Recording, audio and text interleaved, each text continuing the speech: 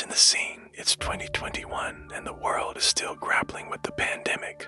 But in certain parts of the Philippines, another kind of fever is taking hold, not in hospitals, but in clandestine arenas where the air is thick with tension, shouting, and the scent of money. This is the world of online cockfighting, or Sabong, a multi-billion-dollar industry that exploded in popularity during the lockdowns. Fortunes were won and lost with the click of a button, all centered on the brutal dance of two roosters. But beneath the surface of this high-stakes world, a dark and terrifying mystery was about to unfold. It started quietly, almost unnoticed, one by one, then in small groups.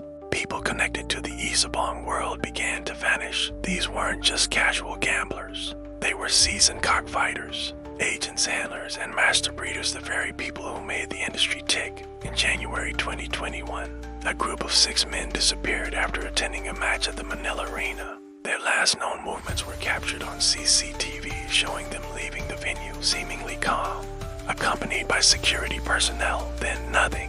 It was as if they had walked off the face of the earth. Just a few weeks later, pattern repeated itself. Another group vanished from a different arena in Laguna, then another in Batangas. Count quickly rose, and soon families were desperately searching for over 30 individuals, all of whom had one thing in common: their deep involvement in the world of online cockfighting.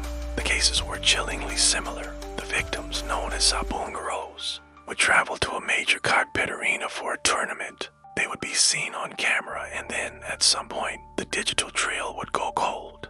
It was a coordinated, systematic disappearance on a scale that baffled investigators. The police launched a massive investigation, but they hit one dead end after another. The most crucial CCTV footage from the arenas often had suspicious gaps exactly at the moments the men were believed to have been taken.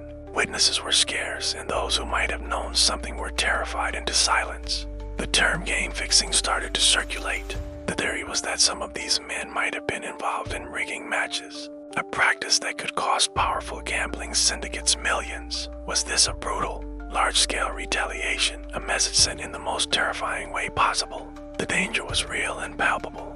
One of the key witnesses who came forward, a man who claimed he was supposed to meet with one of the missing groups, was later found shot dead. His murder sent a clear and brutal message to anyone else who might consider speaking out.